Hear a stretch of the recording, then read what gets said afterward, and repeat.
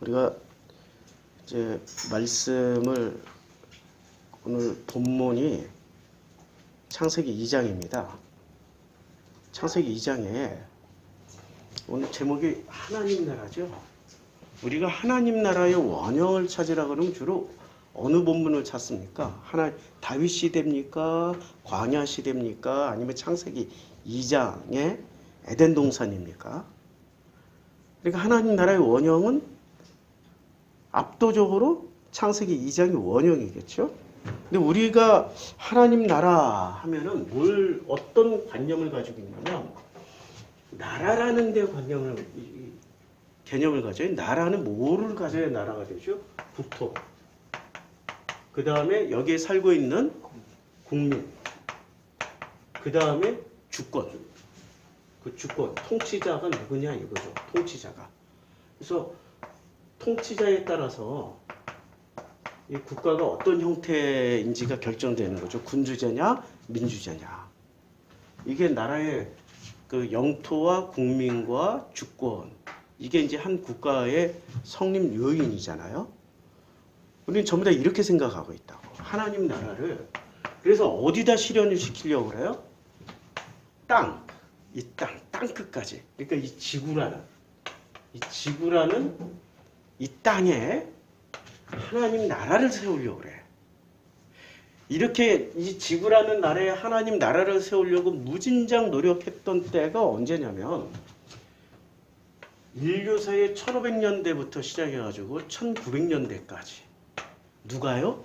기독교 국가였던 유럽이. 그래서 전 세계를 식민지 개척을 하면서 식민지 개척한다고 그랬어요? 하나님 나라를 세운다라고 그랬어요? 그래서 제일 먼저 군대를 보냈어요? 선교사를 보냈어요? 선교사가 먼저 갔다고. 선교사 보내면서 무엇을 세우려고 했냐면 하나님 나라를 세우려고 그랬는데 하나님 나라를 세웠습니까? 손목 자르는 일을 했습니까? 손목 잘랐어요. 짐바브웨에서, 제가 짐바브웨에 있었잖아.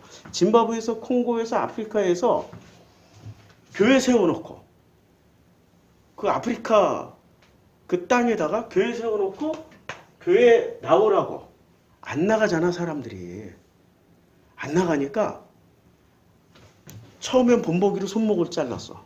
교회 나오라고. 그 다음에 발목 자르고. 그런 짓을 누가 했어요? 선교사들이. 왜냐하면 목표가 뭐야? 하나님 나라를 세우겠다고. 심지어는 총살까지 시켰어. 그냥 총살시키면 다행이지. 고문하다 죽였어요. 교회 나오라고. 이런 짓을 비일비재 일으켰던 게 이때 당시에 불과 100년 전까지 이런 일이 벌어졌었다고. 영화 미션 보셨죠? 미션의 그 플룻인가? 오보의 연주. 따라라라라. 굉장히 유명하잖아요. 아마존에 있는 그 원주민들에게 가서 이제 교회를 세우는. 근데 그 교회를 누가 박해를 해요? 선교사가 가서 교회를 세우는데 그걸 누가 가서 불태우고 죽여요? 백인들이 하잖아요. 포르투갈 정부나 스페인 정부가 의도적으로 그 교회를 다 그러니까 백인 선교사가 있는데 백인 선교사까지 다 죽여요. 왜? 여기는 같은 기독교인으로 안 보는 거야. 이 사람들 머릿속에는 자기네 백인들만 기독교인이고 여기는 아직 하나님 나라 백성이 아니라고 생각해. 평등한 하나님 나라 백성이 아닌 거야. 그러니까 하나님 나라 이 땅으로 생각할 경우에는 문제가 심각해져요. 그리고 이 국민들이 유럽도 기독교 국가가 되는데 굉장히 오랜 시간이 걸렸어요. 예루살렘에서부터 시작된 이 교회가 유럽 전역으로 퍼지기까지 300년, 400년 걸렸다고. 오랜 시간에 걸쳐서 기독교로 개종이 이루어졌던 그런 역사를 감안하면 이 대항해 시대 때 자행했던 단시간 내에 그 땅을 기독교인으로 가득 채우려고 노력했던 거는 굉장한 무리가 되는 거죠. 그리고 주권, 통치자는 하나님이 되어야 되는데 누가 통치자였어요? 이 시기에? 왕이. 그러니까 황제, 왕, 포르투갈 왕, 스페인 왕, 영국 여왕, 프랑스 왕 이런 사람들이 통치자가 되는 거지. 하나님이 통치자가 아니었다고. 누구 명령을 들었어요? 황제나 왕의 명령을 듣고 하나님 나라를 세우려고 했다고. 그러니까 문제가 심각한 거지. 그래서 예수가 어떻게 말씀하셨어요? 예수님은 하나님 나라가 여기 있다 저기 있다라는 땅의 개념으로 얘기했어요? 아니면 국민, 그러니까 땅, 그 다음에 그 땅에서 살고 있는 백성, 그 다음에 통치자, 이 개념을 예수는 뭐라고 하셨어요? 그러니까 그 땅이 누구야? 그 땅이 아프리카예요? 저 아마존 밀림이 아니면 나예요? 나라는 개인이야. 예수는 나라는 개인으로. 그래서 성령이 오셔서 어떻게 하시겠다고요? 너희 머리가 되어주신 거야. 나라는 인간에게 하나님의 머리가 붙으면 이게 곧 하나님의 나라가 시작되는 거야. 그리고 나는 하나님의 백성이야. 그냥 나 하나가. 너 필요 없어. 나부터 하나님의 백성이 되면 돼. 그 통치자는 누구예요? 머리. 그리스도의 머리라고 그랬죠. 이 하나님의 머리가 붙으면 이분이 통치자예요. 그러니까 이미 예수는 2000년 전에 땅의 개념이 아니고 국민의 개념이 아니라 나라는 인간의 주인이 되어주신 그 하나님을, 내가 그 하나님의 섬기심을 받고 살면은 그게 곧 하나님 나라라고 정리를 해주셨다고. 그런데 서구 기독교는 하나님 나라를 그렇게 이해를 하고 있었어요? 아니면 진짜 자기네 영토 확장 개념으로 이해를 하고 있었습니까? 지금 선교가 어떤 선교를 하고 있어요? 선교가 땅 따먹기 선교하고 있는 중이에요? 아니면은 그 개인에게 가서 하나님 나라를 세워주는 것을 목표로 하고 있어요? 그 땅. 지금 모든 선교는 땅 따먹기야. 그 땅을 점령하고 들어와서 거기서 교회를 세워야 돼. 그 교회에 사람들이 오면은 선교 성공이야. 개념이 바뀌어야 된다니까. 예수님이 개념을 바꿔줬어. 나라는 개인이 어떻게? 나라는 개인이 하나님이 이제 머리가 돼. 자, 이제 하나님 머리가 돼. 팔다리가 있고. 좀 저 닮아서 짧아요. 나 닮아서 짧아. 하나님이 머리가 되어주셔서 나라는 인간을 끌고 가는 거예요? 나를 섬기시는 거예요? 개념이 바뀌어야 돼. 하나님이 나를 섬기시는 거라고. 이 개념으로 바뀔 때 비로소 우리 패러다임 전환이 일어난다고. 예수가 말씀하셨던 이 하나님 나라가 이루어진다고요.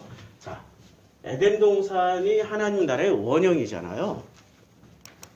여호와 하나님이 아담에게서 취하신, 그러니까 여호와 하나님이 21절 아담을 깊이 잠들게 하셔요.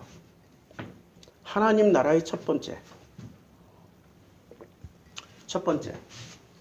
나라는 인간이, 다시 그림 그릴게요.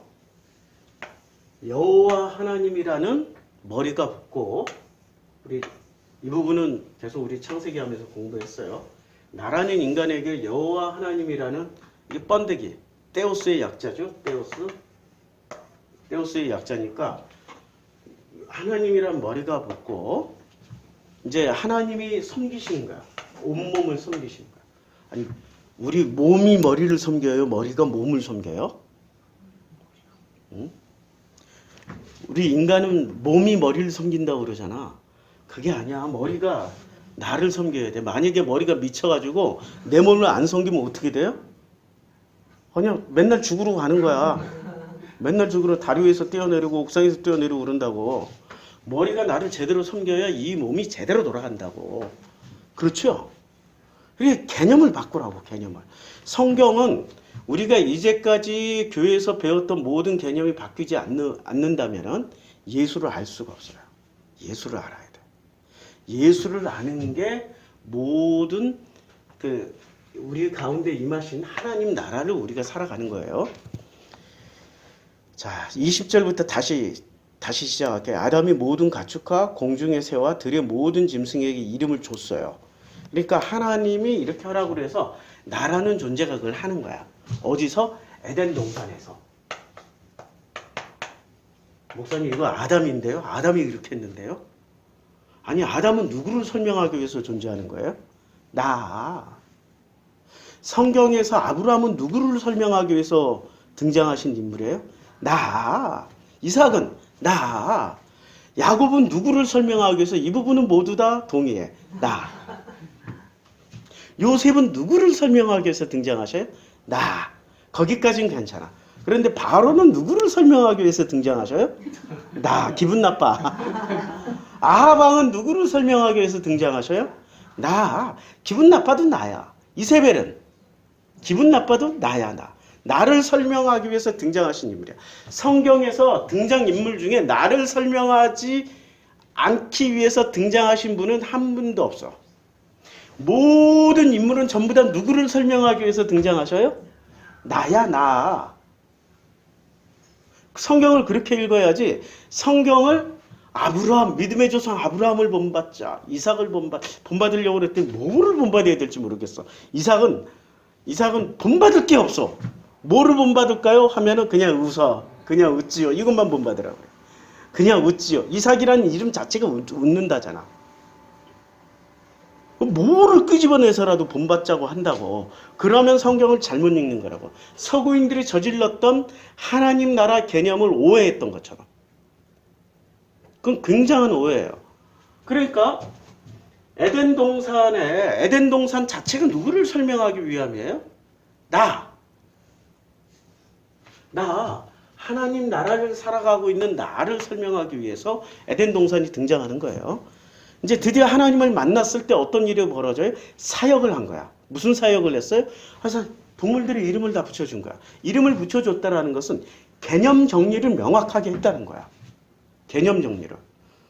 저 새끼는 개고, 저 새끼는 돼지고, 저건 호랑이고, 뭐 이렇게 다 개념 정리해 준 거 아니에요.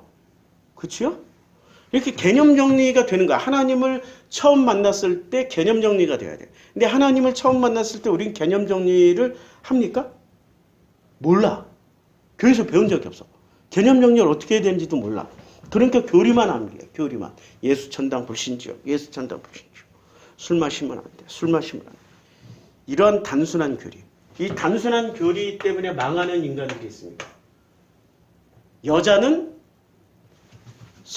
창세기에 보면 여자는 아담을 유혹해서 선악지식이 들어오게 한 불순종의 제일 원인. 누구예요? 여자. 그래서 여자는 어떻게 해야 돼요?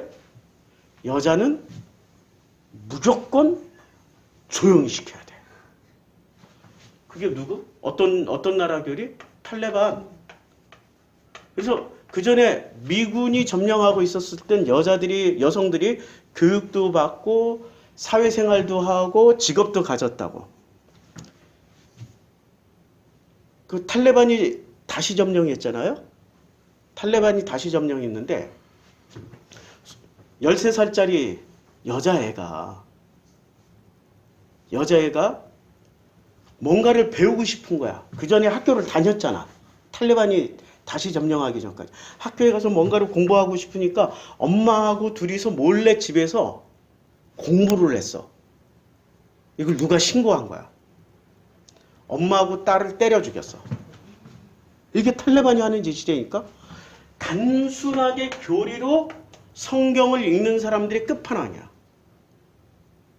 그게 성경에 어디 나오냐고. 때려 죽이라고, 여자는 때려 죽이라고 어디 나오냐고. 없단 말이에요. 근데 교리 안에서 성경을 이해하면은, 성경을 받아들이면 이런 일이 벌어져. 그러니까 교리는 버려야 돼. 목사님, 교리가 있어야 기독교가 이렇게 성장하고 위대해지는 거 아닙니까? 자, 교리는 누가 만들었을까요? 교리는 누가 만들었어요? 성경은 누가 만들었어요? 성경은 하나님의 감동에 의해서 쓰여졌으니까 하나님이 만들었어요. 교리는 누가 만든 거야? 하나님이 만들었어? 사람이 만들었어? 사람이죠. 사람이 만들었는데 이 사람이 또 어떤 사람이야? 교주가 만들었기 때문에 교리가 된 거야. 교주가. 이만희가 만들면 신천지 교리가 되고, 정명석이 만들면 JMS 교리가 되고, 김기동이 만들면 김기동 교리가 되는 거예요. 이재로 교회에서는 이재록이 만든 교리를 소화하나, 그 교리를 믿는 사람들이 이재록 교회의 교인들이라고. 아시겠죠? 그러니까 교리는 누가 만드냐고? 교주가 만들어. 우리가 이제까지 성경은 하나님이 쓰셨기 때문에 성경을 따라가는 거는 하나님을 따라가는 게 맞는데, 교리를 따르고 누구를 따라가는 거예요? 교주 따르는 거라니까? 이 세상에서 가장 무서운 교주가 이만희일까요? 있잖아, 좀 장로교 교리를 만드신 이만희가 더 무서울까요? 이분이 더 무서울까요?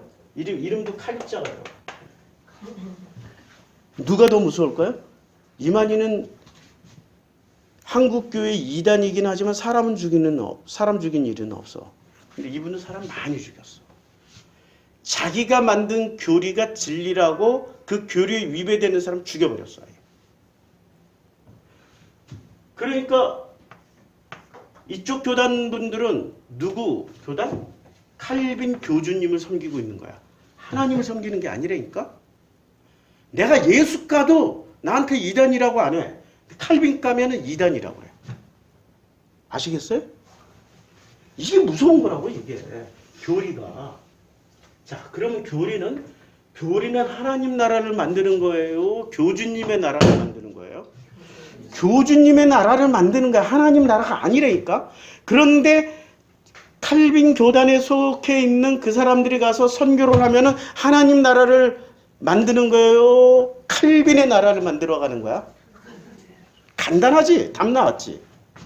성경에 나오는 하나님 나라를 만드는 게 아니야. 단지 그 교세를 확장하는 것을 불과해. 냉철하게 생각하자고요. 냉철하게. 진짜 하나님 나라를 확장하고 하나님 나라를 이 땅에 더더욱 넓히려면은 너나 잘 살세요. 너나 잘 살으시라고. 하나님은 지금 어디에다 하나님 나라를 세우신다고 그랬어요? 예수께서 말씀은 땅이야 나야. 나지 나. 나라는 인간에게 하나님 나라를 세우길 원하시는 거야. 너희가 하나님 나라라고 그랬죠. 너희 중에 죽지 않고서도 죽기 전에 하나님 나라를 볼 자가 있다라고 그랬어. 그러면 하나님 나라를 본다라고 하면은 그때 당시에 유대인들은 어떤 생각을 했어요? 우와, 드디어 로마군이 쫓겨나고 바리새 사두개들로 인하여서 예루살렘 성전이 제대로 회복돼서 거기서 온전히 여호와께 제사 드린다라고 생각했겠죠. 예수는 그런 개념이었어요? 그거 아니라니까. 돌 하나도 도리에 남기지 않고 예루살렘 성전 다 무너질 거야. 진짜 하나님 나라는 너야. 나야, 나. 나야. 그 표본이 여기 있어. 예수 자체가 하나님 나라였다고. 그 하나님 나라의 마지막 고백은 뭐였어요? 내 뜻대로 마옵시고 아버지 뜻대로 하시옵소서. 그게 하나님 나라의 최고의 가치관이야. 뭐라고요?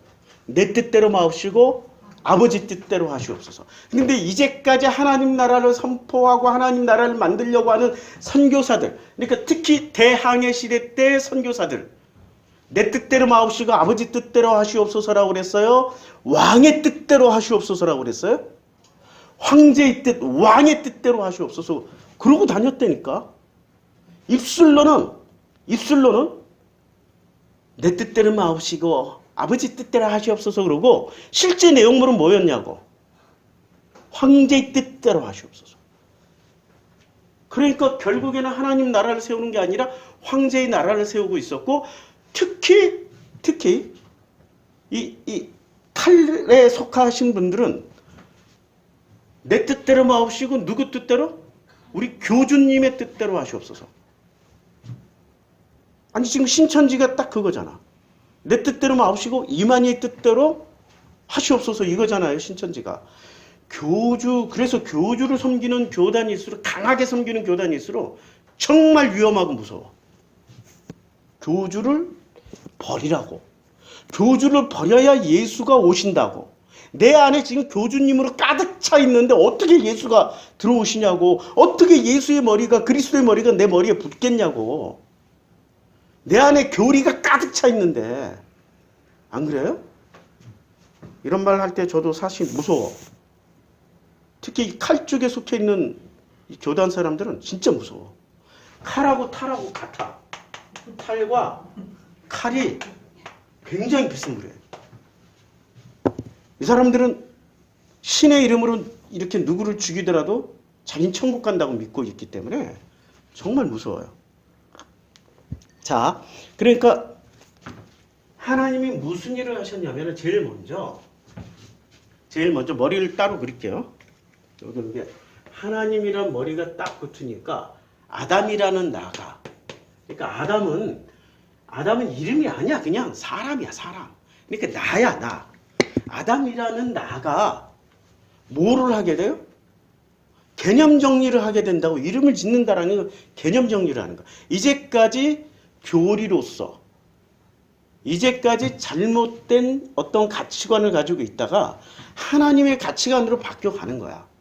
바뀌어갈 때 돕는 배필이 없으므로. 여기서 돕는 배필을, 이제 돕는 배필은 좀 건너뛰고 요 다음을 보자고요. 여호와 하나님의 아담을 깊이 잠들게 하셔요. 깊이 잠들어. 자, 깊이 잠들었다는 것은 사람들이 거의 대부분 죽음으로 해석하잖아요. 저도 그렇게 해석을 했었어요. 근데 깊이 잠든다라는 것은 깊이 잠든다. 이 과정을 이렇게 생각을 했어. 이제까지 전통적인 해석하지 말고 새롭게 해석해보자고. 나의 무의식이 드러날 수 있는 자리. 그게 꿈으로 드러날 수 있든 헛소리. 깊이 잠든 헛소리 하잖아요. 아니 술만 많이 취해도 헛소리 계속 하잖아. 자기가 무슨 소리를 하는지 모를 정도로. 그러니까 또 다른 나가 튀어나올 수 있는 자리라고. 내 속에 감추어져 있던 누군가가 튀어나오는 거야. 아무도 몰라. 이게 어떤 존재인지 아무도 몰라. 그래서 요거를 감추고 살려고 사람들은 무지하게 노력을 해. 이거를 현대의학 혹은 상담, 정신의학에서 뭐라고 그러냐면 뭐 여러 가지로 표현해요. 이건 한 샘플에 불과해. 내면 아이일 수도 있고, 성경에 의하면 지난주 성경 가시 설교했잖아요. 가시일 수도 있어. 내 속에 있는 어떤 결핍, 상처 이런 가시일 수도 있어. 이렇게 내 속에서 튀어나오는 게 정상적이고 아름다운 게 튀어나오려면 어떻게 해야 돼요? 머리와 결합이 돼서 하나님 나라를, 하나님의 통치를 온전히 받는 하나님 나라로 살아간다면은 아름다운 모습부터 나와요. 내 속에 있는 결핍과 상처와 내면 아이 같은 이런 이상한 게 나와요. 제일 처음에 뭐부터 나오냐고. 이상한 것부터 나오면 되니까. 착각하지 말라고. 꿈 깨라고. 근데 이상한 게 튀어나오니까 그때부터 교주님들이 필요해. 이상한 게 튀어나올 때마다 교주님들은 즉문즉답을 해. 근데 기독교인들 중에 이제 설교를 듣다 하도 이상한 소리를 많이 하시니까 이제 누구 설교를 듣는 줄 아세요? 법륜. 야, 깜짝 놀랐어. 기독교인들이 법륜 말을 엄청 많이 들어. 야, 목사 말보다 훌륭하다. 야. 목사는 지 자랑하는데 저 사람은 자기 자랑은 안 해. 목사는 한참 말하고 났더니 이게 무슨 헛소리인지 모르는데 저 사람은 그래도 불경 안에서 얘기하잖아. 성경 안에서 얘기하는 목사가 거의 없어. 야, 법륜이 훨씬 낫다. 야. 왜냐하면 복음을 들어보질 못했으니까 법륜 말이 엄청 좋아 보여. 기독교의 비극이에요. 가슴 아픈 일이지. 그러니까 자기의 내면 아이가 들킬 일도 없고 자기의 가시가 드러날 필요도 없는 거야. 근데 복음, 내면 아이나 가시, 이거는 그냥 하나의 예에 불과해. 내 안에 있는 상처와 결핍이라고 결정적으로. 이게 언제 드러나야 돼요? 이거 드러날 때가. 빛이 오면 이거 전부 다 어둠에 감춰져 있던 거잖아. 그러니까 빛이 오면 이거 반드시 드러나게 돼 있다는 거. 맞죠? 그러니까 하나님이 머리가 되면 제일 먼저 드러나는 게 빛 앞에 서 있으니까 뭐부터 드러나는 거야? 이거부터 드러난다고. 이거부터 내 안에 있는 상처와 결핍부터 드러나고 내가 정말 숨기고 싶고 감추고 싶었던 꽁꽁 절대 비밀로 하고 싶었던 것들이 다 드러나게 돼 있다고. 그게 바로 성경은 뭐라고 표현하냐면 아담을 깊이 잠들게 하시고 잠들매 그가 그 갈빗대, 이걸 갈빗대라고 표현하신 거예요. 이걸 이제까지 목사들은 뭐라고 표현했냐면 나의 복사품이라고 그랬어. 복사품 맞지? 이게 복사품 맞잖아. 근데 복사품이 수준이 그냥 몸뚱아리 수준에서 끝내버린 거야. 마음 수준까지 내려가 보지 못한 거야. 이게 지금까지 기독교인들의 수준이었습니다. 해석의 수준이었다고. 그 갈빗대를 취하고 살로 대신 채우셨어요. 그러니까 내 안에 있는 가시를 빼내서 살로 대신 채웠어. 그리고 누구는 치유됐어? 아담은 치유가 된 거야. 그런데 여호와 하나님이 아담에게서 취하신 그 갈빗대로 여자를 만드시고 그를 아담에게로 이끌어 오셔요. 아담에게로 이끌어 와서 이 사람이 뭐가 돼? 돕는 배필이 되는 거야. 그러니까 돕는 배필은 정체가 뭐야? 여자야? 내 안에 있는 상처와 결핍과 가시와 숨기고 싶은 것들이야? 어둠 속에 숨기고 싶은 그 존재가 나를 돕는 배필이 된다는 거야. 이건 어느 종교에서든 얘기 안 해. 어느 종교나 어떤 얘기를 하냐면 최상품인 나를 도와야 되는 거야. 그런데 오직 성경만이 나라는 인간의 결핍과 상처와 아픔과 숨기고 싶은 어떤 과거들이 내 옆에서 나를 돕는 거야. 아담이 돕는 배. 아니, 나를 돕는 거 아니면 내가 도와야 돼? 우리는 보통 내가 도와야 된다고 생각하지. 이게 나를 돕는 거야. 발상의 전환이 일어나지 않으면 성경은 이해할 수가 없어요. 단 한 줄도 이해할 수 없어요. 그래서 이제 그게 그 여자의 이름이 뭐예요? 여자. 이 3장에 가면 바로 나오잖아. 하와. 2장에서는 이 여자의 이름이 없다고. 3장에 가서 비로소 그냥 계속 여자예요. 여호와 하나님 들짐승 중에 가장 간교해요. 여자에게 물어요. 계속 여자야. 계속 여자야. 여자. 그래서 뱀이 여자에게 이르되 계속 이름이 없어요. 그냥 여자예요. 여자가 무슨 죄가 있어? 근데 계속 여자로 나와. 우리 여기서 중요한 거는 이름이 없다는 거야. 이 여자는 이름이 없다. 근데 이상하잖아. 아담이 이제까지 이 여자를 만나기 전까지 자기 속에서 나온 결핍과 상처와 아픔을 만나기 전까지 모든 살아있는 생명체 짐승들에게 이름을 다 지어줬는데 이 여자 이름은 못 짓고 있는 거야. 신기하죠? 계속 여자로만 나와요. 여자가 그 나무를 본즉 여자가 그 열매를 따먹고 자기와 함께 있는 남편에게도 주매 그도 먹은지라. 그러니까 이 열매를 줬을 때 왜 받아먹지? 라고 생각했는데 내 안에 상처와 결핍이라고 생각하면 당연히 받아먹는 거야. 이제 쉽게 이해가 되죠? 우리가 이 장면을 이해하지 못했잖아. 아니 그러니까 서구 신학자들이 어떻게 여자를 만들어 놓은 게 하나님의 실수라고. 하나님의 실수가 아니라니까. 내 속에 있는 상처와 결핍은 반드시 선악지식을 선택하게 돼 있다. 그걸 감출 수 있는 최고의 스킬이 선악지식이었으니까. 자, 이게 그들이 눈이 밝아졌는데도 불구하고 아담이 뭐라고 그래요? 아담을 부르시니까 아담이 누가 너의 벗었음을 내게 알렸느냐 했더니 먹지 말라 명한 그 나무의 열매를 내가 먹었느냐 그랬더니 아담이 뭐라고 얘기를 해요? 나와 함께 있게 하신 여자, 그가 끝까지 여자야. 이름이 없어. 근데 마지막에 가죽옷을 받아 이제 징벌을 받고 징벌이 아니야. 사실 이게 축복이야. 이 과정이 복과 저주는 하나잖아요. 신명기에서 우리가 공부했잖아. 복과 저주는 하나야. 그러니까 3장에서 하나님이 야, 넌 평생 가시와 엉겅퀴가 있는 그 땅을 읽어야 되고 뭐 땀을 흘려야 먹을 수 있어. 이게 저주예요? 너 뱀은 너를 물 것이고 너는 뱀의 머리를 밟을 것이다. 이게 저주의 축복이에요? 축복이라니까. 저주와 축복은 하나야. 그럼 내 속에 있는 상처와 결핍과 아픔과 내 속에 있는 내면아이나 이 가시는 저주의 축복이에요? 축복. 감추었을 때는 저주야.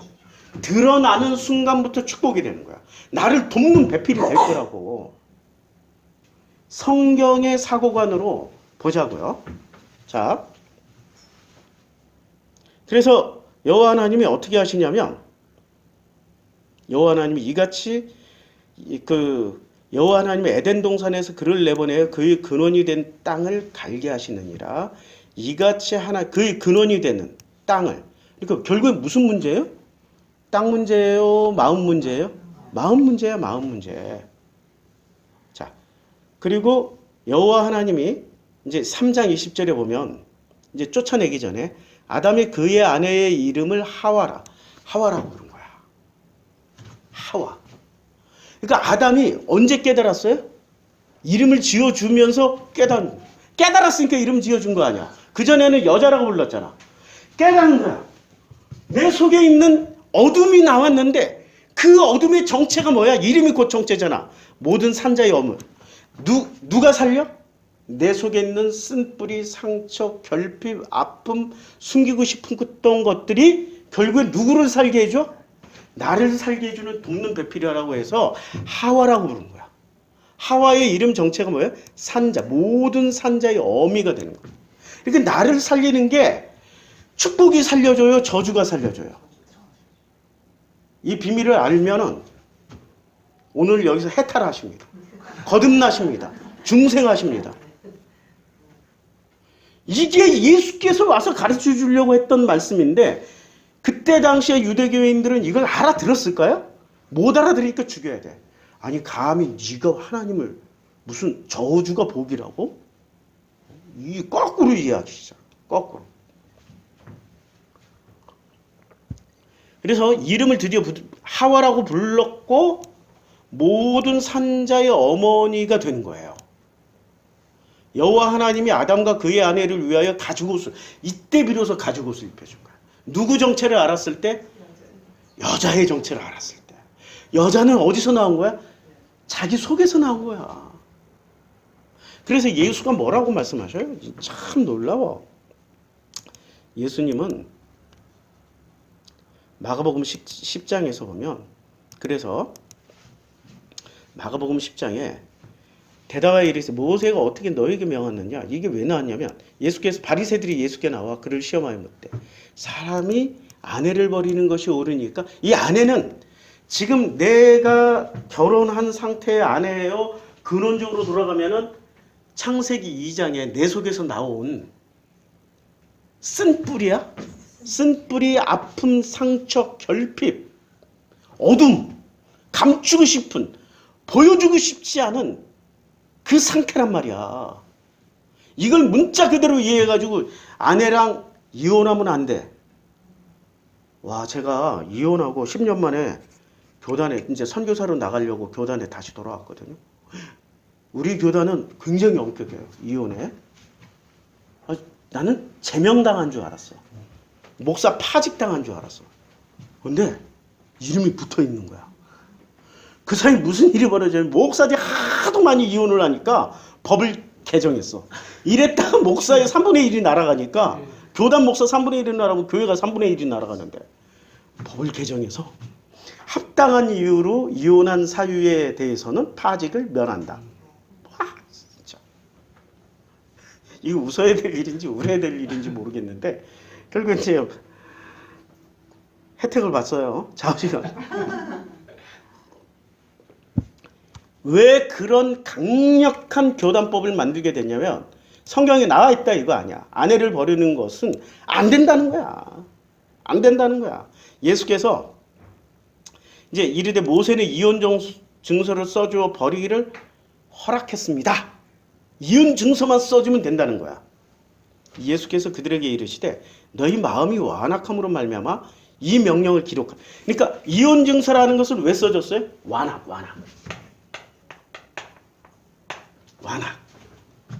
그러니까 자기 속에서 나온 게 이게 아내라고. 그럼 이거를 이혼해버리면 깔끔하게 결별하니까 끝나잖아. 근데 이게 왜 나왔어? 우리 마음이 완악해서 나온 거 아니야. 하나님 보여주신 거 아니야. 빛으로 오신. 성경을 그렇게 보여주고 알게 해주고 비춰줘도 사람들은 잘 안 믿어요. 요한복음 1장에 보면 그 안에 생명이 있었으니, 예수 안에 생명이 있잖아요. 이 생명은 사람들이 빛이에요. 빛이 어둠에 비치되 어둠이 깨닫지 못하더라. 지금 빛이 어둠에 비치고 있는 중이야. 그런데 이 바리새라는 어둠이 깨달아요? 못 깨닫는다니까. 지금도 못 깨달아. 이걸 단순히 아내로만 생각하고 여자로만 생각하는 거야. 여자와 아내가 아니라 모든 살아있는 생명체의 어머니야. 그러니까 나를 포함해서 나를 살려주는 게 나의 밝고 환하고 아름다웠고 우아한 장점이에요. 내 속에 숨기고 싶은 단점, 상처, 쓴뿌리, 고통, 아픔이에요. 지금 나를 만든 게 아름다운 꽃이 나를 만들었어. 땡볕, 대추라는 시 있잖아. 땡볕과 장마비와 가뭄과 폭풍과 태풍이 들어와서 영그러진 그 대추처럼 누가 만들었냐고. 이 속에 있는 상처, 결핍, 아픔이 나를 만드는 거라고. 이게 하나님 은혜 아니야. 하도 내가 간증을 많이 해가지고 안 하려고 하는데, 도시빈민으로 태어났어요. 20살까지 이사를 34번 다녔어요. 내가 20살 이전까지는 진짜 내 집 한번 가져보는 게 소원이야. 근데 나이 57세에 이뤘어. 3내. 도시빈민으로 태어났다라는 건 신분 상승의 기회가 거의 없다라는 거예요. 그렇다고 우리 어머니 아버지가 게을렀냐? 새벽에 나가서 일하시고 밤늦게 들어오셨어요. 기회가 잘 안 주어져.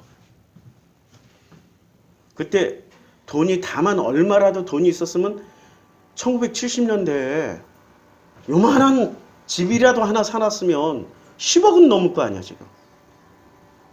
나는 그런 재산을 물려받은 적이 없어. 그때 당시에 월세를 보니까 월세가 한 달에, 세상에 한 달에 5천원, 10,000원이야.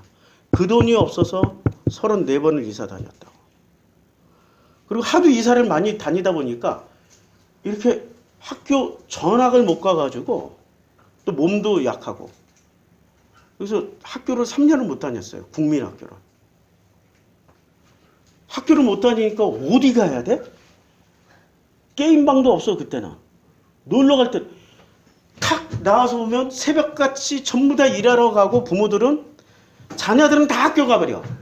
텅 빈 골목에 왈왈 짖는 개새끼 한 마리 하고 나밖에 없어. 그 고독함과 쓸쓸함과 외로움과 뼈에 사무치도록 아직도 그 상처와 아픔과 결핍과 가시가 있어가지고 제가 제일 힘든 게 외로움이에요. 못 견디는 게 외로움이야. 견딜 수가 없어.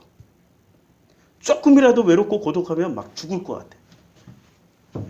그 상태에서 내가 선택할 수 있는 거는 딱 갑자기 우리 동네 골목 끝에 큰 길이라고 해봐야 전부 다 흙바닥 길이었고, 거기에 만화방이 하나 생긴 거야. 근데 내가 하도 그러니까 불쌍했는지 엄마가 어떻게든 10원짜리를 하나 주고 갔어요. 그때 10원은 큰 돈이었지. 20원이면 만몬빵을 사 먹었어요. 맘모스빵. 그때 맘모스빵. 여기 잼 발라줘가지고 얼마나 맛있는데. 그리고 큰 돈이었다고. 어떻게든 10원짜리를 하나씩 주고 가면은 10원을 내면, 그때 5원을 내면은 12권 먹을 수 있었고, 10원을 내면 하루 종일 있을 수 있어. 다만 조건이 있어. 밖에 나갔다 오면 안 돼. 밖에 나갔다가 들어올 땐 다시 5원을 내든지 10원을 내야 돼. 10원 내고 아침 10시에 문 딱 열면 줄 서 있다가 아무도 없어, 내지. 그러니까 10시에 문을 열어. 그냥 청소하느라고 열면은 10시에 그거 내고 들어가서 하루 종일 밥도 안 먹어, 물도 안 마셔, 화장실도 안 가고 엄마가 부르러 올 때까지, 저녁 7시, 8시 될 때까지. 만화방에 앉아서 만화만 읽었던 거예요. 3년을 만화를 읽으면 어떻게 될까요? 도사가 되겠지. 거기 있는 만화는 다 암기했어, 이만. 만화방이라고 해봐 얼마나 크겠어. 요만한, 그냥 겨우 요만한데 이게 책장 몇 개 놔두고. 그러니까 그 만화책을 10번, 20번, 100번을 읽으니까 다 암기해버리는 거야. 그리고 암기하니까 어떻게 읽어요? 이렇게 처음에는 이렇게 읽다가 나중에 이렇게 읽어. 이렇게 읽어도 앞으로 읽고 거꾸로 읽어도 다 알아. 앞으로 읽다가 심심해서 거꾸로 넘겨도 다 암기하고 있어. 만화니까 얼마나 쉬워. 그런데 한 3년쯤 되니까 여기 책장 위에 글씨만 있는 책이 와요. 톰 소요, 뭐 셜록 홈즈, 궤도 루팡 이런 책들이 들어오는 거예요. 뭐 신데렐라 이런 책들. 그러니까 그 책들을 이제 만화는 수십 번, 수백 번 봤으니까 여기 위에 있는 책들을 꺼내서 보는 거예요. 근데 책을 그때 제가 초등학교 3학년, 4학년 시절이라고 나이대로 보면. 근데 초등학교 3학년, 4학년이 책을 어떻게 읽었을까요? 만화책 보던 실력을. 이렇게 읽기 시작. 나도 모르게, 나도 속독이라는 거 배운 적이 없는데, 근데 그렇게 읽어도 너무 놀랍게 사진을 다 찍어. 착착 넘겼는데 착착착착. 근데 천천히 읽으면 사진을 못 찍어. 이렇게 넘겨야 사진 찍어. 아이러니예요. 그 다음부터 활자 중독에 들어가가지고 글자가 없으면은 불안해서 못 살아요. 그러니까 어디를 걷든지 간에 항상 신문 쪼가리나 잡지 쪼가리나 뭐든 이렇게 들고 다니면서 읽어야 돼.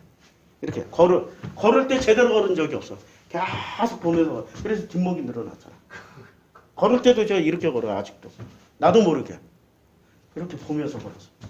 습관이 돼가지고 사람마다 가끔 그래. 아니, 목사님 왜 이렇게 머리를 숙이고 걸어요?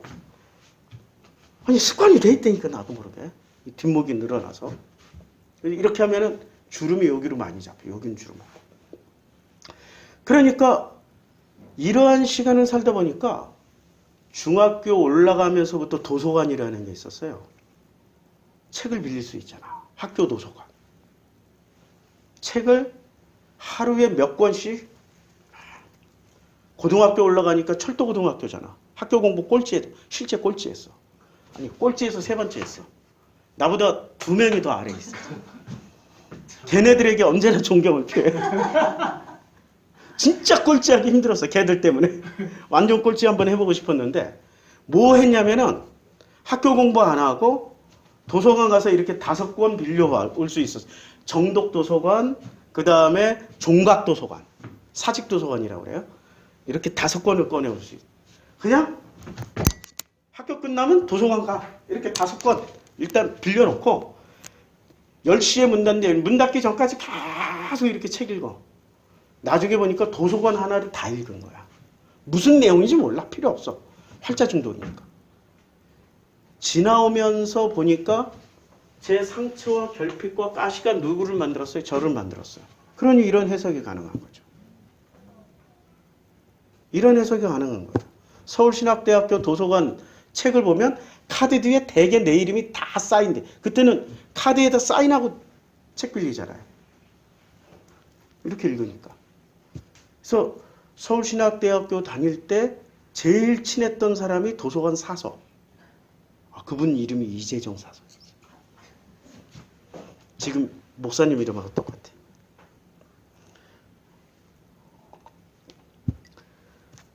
제일 힘들었고 아팠고 고통스러웠고 괴로웠던 그 가시가 저를 만드는 거예요.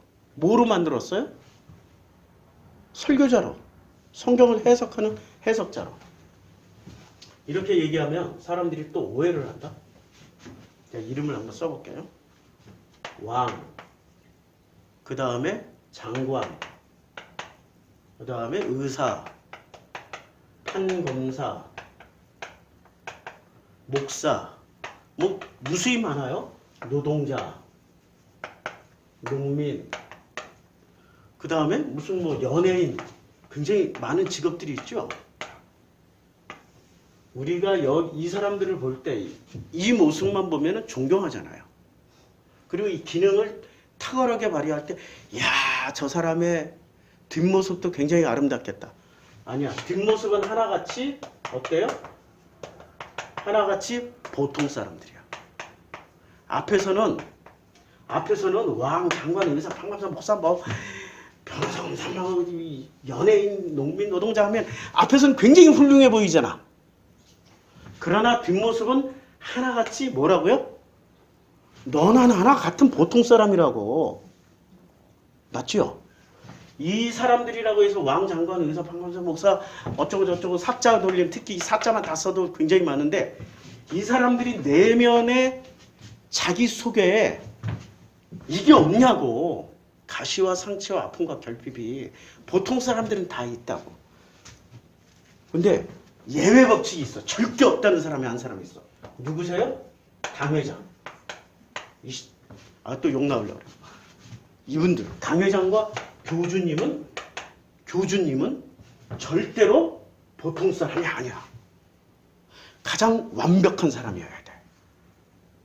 그러면 가장 완벽한 사람이라면 이 속에 상처와 결핍이 없는 사람들이라 만들어져요? 아니면 지들이 원하는 모습으로만 살아야 돼? 만들어질 일이 없는 거야. 지구상에서 가장 훌륭한 왕은 만들어진 왕이에요. 우리 옛날에 주몽이라고 있었잖아. 주몽. 고구려에 주몽이 고구려를 세운 위대한 왕이잖아요. 대고구려를 세운. 근데 이 주몽의 스토리를 우리 봤잖아요. 드라마를 볼 때 이 사람이 처음부터 왕감이었어요? 만들어지다 보니까 왕감이 된 거야? 처음부터 왕인 사람은 없는 거야. 처음부터 전부 다 누구나 다 보통 사람이야. 맞죠? 누구나 다 보통 사람이었는데 만들어지다 보니까 고구려의 왕이 됐고 다윗 이제 이 이름을 다 빼자고. 다 빼고 여기다 누구를 쓰냐면 아브라함, 다윗, 모세 또 위대한 사람이 또 누가 있어요? 뭐 더 있을 것 같은데 자우지간 이 사람들이 처음부터 다윗이 왕이었어? 만들어졌잖아. 뭐로? 자기 속에 있는 상처와 결핍과 아픔과 쓴뿌리 때문에 만들어졌잖아요. 얼굴은 준수하지만 실제로 이 사람이 다윗이 사울 앞에서 춤추고 막 이랬잖아. 만약에 다윗이 그때 이미 왕감이었다면 그렇게 안 했어. 아부를 했어. 아부. 그렇잖아요. 근데 자기 상처와 쓴뿌리 내면 아이예요. 어린아이처럼 그러고 해버린 거야.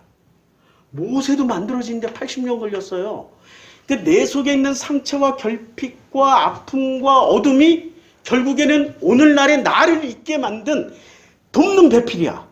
이게 나의 갈빗대라고. 이해가 돼요? 원어로 봐도 마찬가지야. 갈빗대. 이게 째라야, 째라. 째라 뭐 이렇게 알아서들 읽으세요 그냥. 근데 이 째라가 어디에 나오냐면 성경에 그렇게 많이 나오지는 않아요. 창세기 2장에서만 갈빗대로 번역이 되지 창세기 25장 바로 세 구절만 건너가면은 이 짝도 내 편이고 저 짝도 내 편이고 편 어느 쪽 이런 출애굽기에 가면은 양편 한편 양편 뭐 이런 전부 다 편으로 편 그러니까 어떤 방향성 편 이렇게 다 번역을 했어요. 출애굽기는 거의 다 편으로 번역을 한 거야. 그 다음에 출애굽기 넘어서 사무엘 하러 갔더니 비탈 경사면 갈빗대라고 그 이후에는 갈빗대라고 번역한 게 없어. 이거 또 뭐야?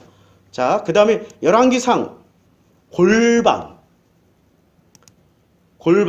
열왕기상 또 골방 열왕기상 6장 널판 그리고 예레미야 갔더니 타락하기를 나의 타락하기를 타락이야. 그러니까 안 좋은 쪽 안 좋은 편으로 가는 거야 지금.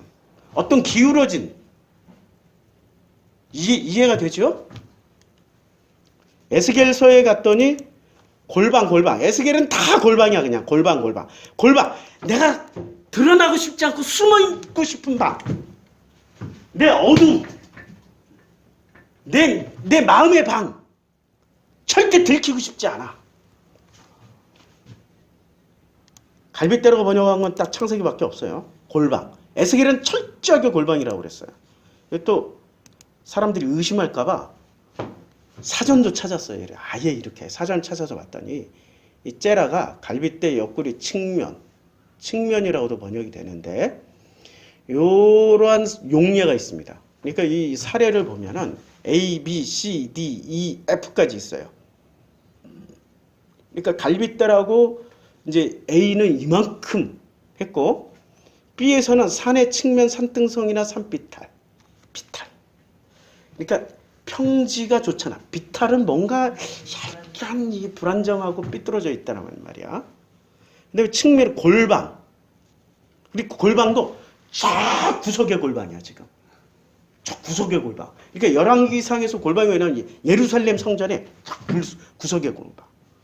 예루살렘 성전에 수많은 방들이 있다. 저 구석의 골방.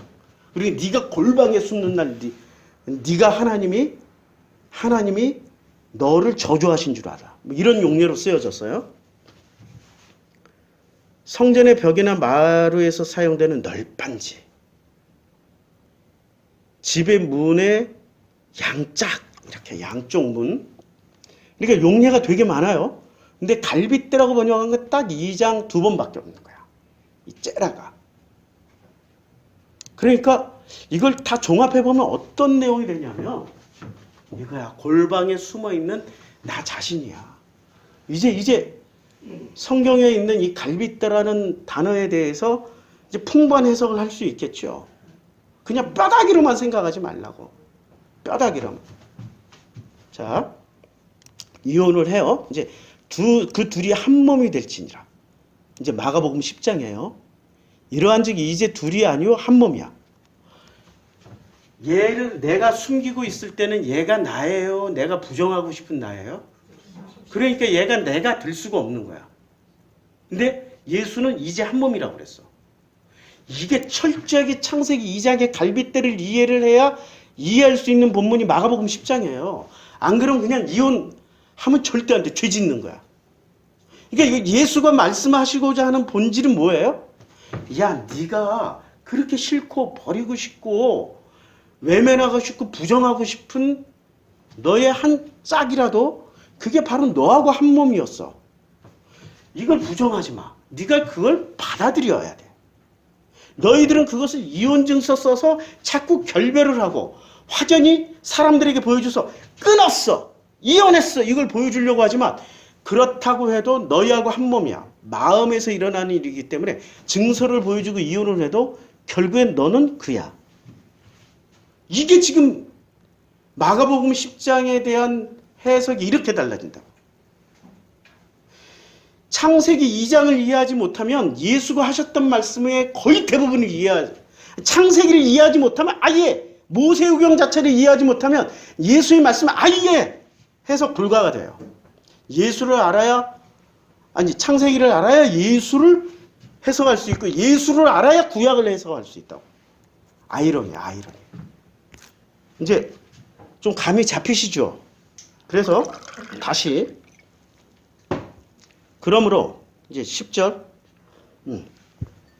10장 그죠? 그러므로 하나님이 짝지어 주신 것을 사람이 나누지 못할지니라. 누가 짝지어 줬어요? 아니 최초에 누가 짝을 만들어 줬어? 하나님이. 그럼 내 짝은 누구야? 잘나고 멋지고 훌륭한 거야. 내 상처와 결핍과 아픔과 숨기고 싶은 어둠들이야. 이게 내 짝이 됐다고. 이게 나를 돕는 배필. 누구의 음성으로 나를 돕는 거예요? 아버지의 음성으로. 이 머리의 음성으로 나를 돕는 거야. 할렐루야. 이게 복음이라니까. 그래서 하나님이 짝지어 주신 거야. 아니 맨날 하나님이 짝지어 주신 내 와이프 그러면서 바람 피우고 있어.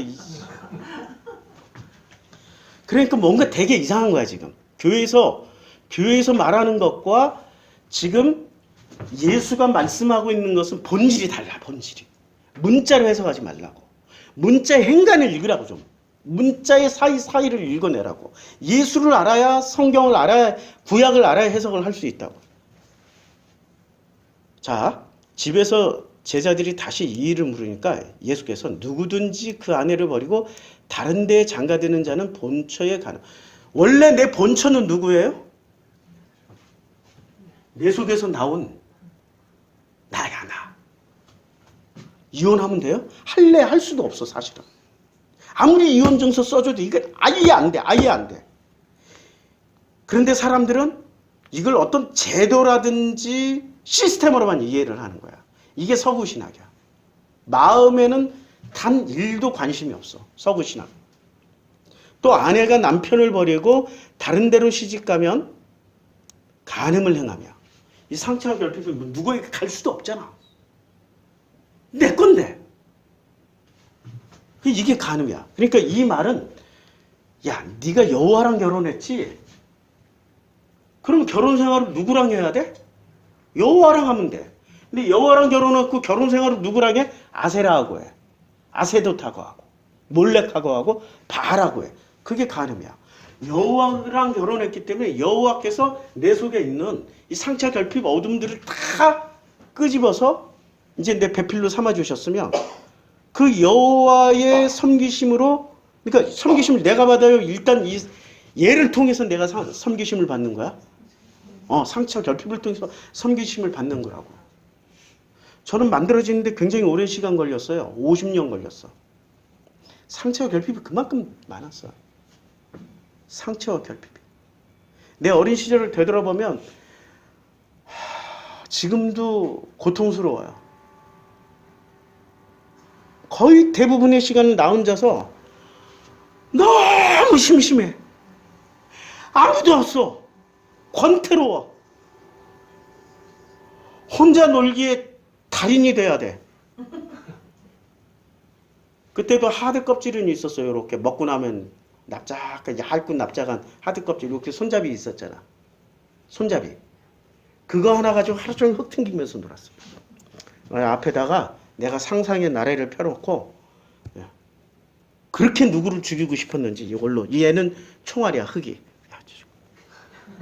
계속 죽이고 있었어, 계속. 어린 시절 내내. 그만큼 상처와 결핍과, 그래서 내가 내 스스로가, 야, 내가 소시오패스구나. 끊임없이 뭔가를 죽이는 상상을 하면서 계속 죽이고 있었어.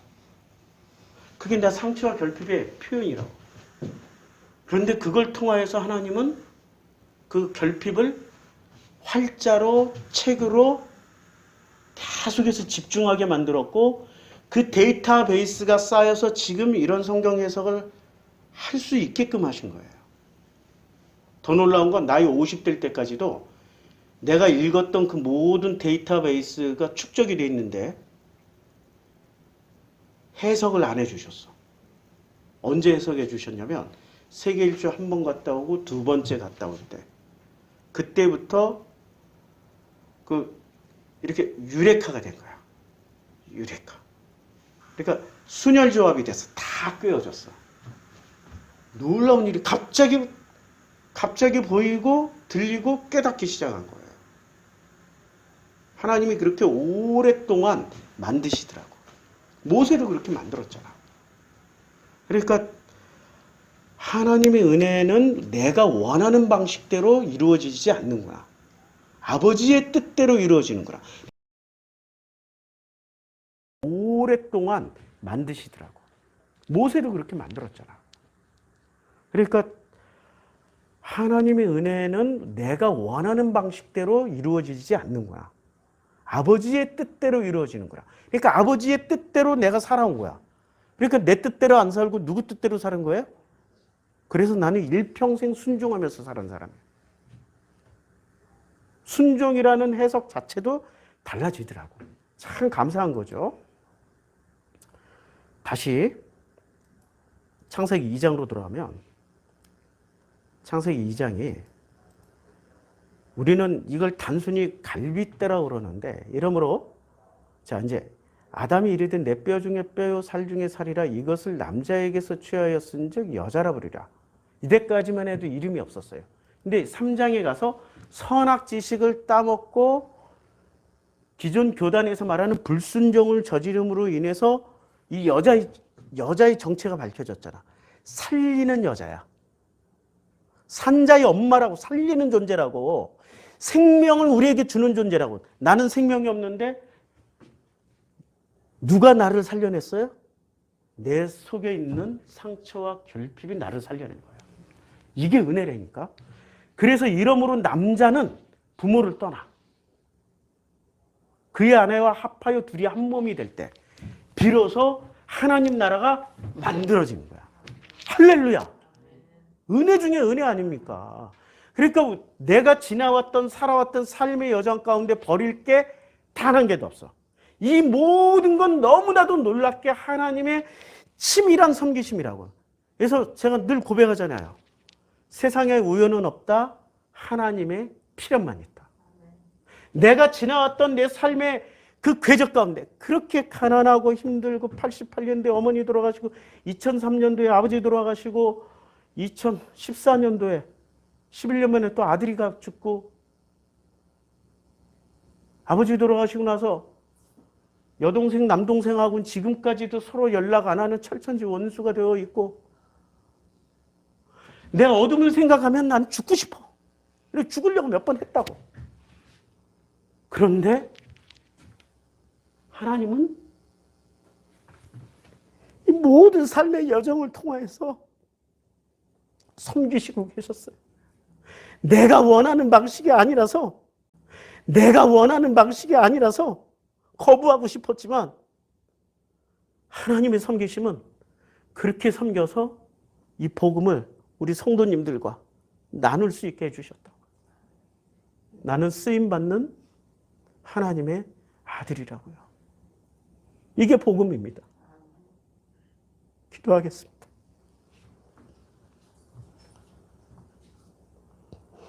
세상에 우연은 없습니다. 하나님의 필연만 있습니다. 아버지의 이 놀라우신 그 섬기심이 우리를 살려내시고 살게 해주시고 산자의 어미가 되게 해주셨습니다. 감사드립니다. 예수님의 이름으로 기도드렸습니다. 아멘.